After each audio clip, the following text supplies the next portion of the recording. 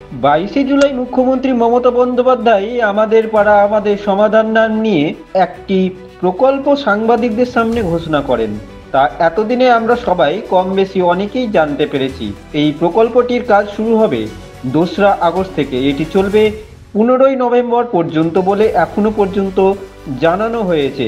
তাই হাতে সময় কম থাকার জন্য বুধবার 30শে জুলাই মুর্শিদাবাদ জেলার খড়গ্রাম ব্লকের খড়গ্রাম রবীন্দ্র ভবনে 12টা অঞ্চলের প্রধান, প্রতিটি অঞ্চলের এক্সিকিউটিভ সেক্রেটারি, নির্মাণ সহায়কদের নিয়ে একটি মিটিং করা হয়। এই মিটিংয়ে উপস্থিত ছিল খড়গ্রাম ব্লকের আধিকারিক মিলনী দাস, যুগ্ম সমষ্টি আধিকারিক অরুণাভ মণ্ডল, জেলা পরিষদের সদস্য শাশ্বত মুখার্জি, সভাপতি মঞ্জু আক্তারা বিবি, পূর্ত কর্মাধ্যক্ষ সুপ্রিয় ঘোষ, সহসভাপতি প্রতিনিধি জ্যোতির্ময় মণ্ডল ও ব্লকের আধিকারিক বৃন্দরা।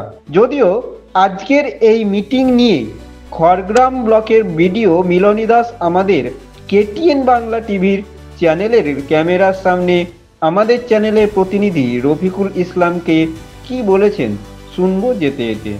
স্কিম চালু হচ্ছে, যার নাম হচ্ছে আমাদের পাড়া আমাদের সমাধান। এটা 2 আগস্ট থেকে শুরু হবে এবং 15 নভেম্বর পর্যন্ত স্ক্যামটাও চলবে। তো সেই নিয়ে আজকে একটা প্রিপারেটরি মিটিং করলাম, প্রধানরাও এসেছিলেন এবং আমার ডিপির সব স্টাফদের নিয়ে একটা মিটিং করা হলো, যাতে সুষ্ঠুভাবে পুরো কাজটাকে আমরা কমপ্লিট করি। কত তারিখ থেকে চালু হবে? 2 তারিখ থেকে শুরু হবে এবং 15 নভেম্বর পর্যন্ত একটা ক্যাম্পটা চলবে। খড়গ্রাম থেকে রফিকুল ইসলামের রিপোর্ট, কেটিএন বাংলা টিভি।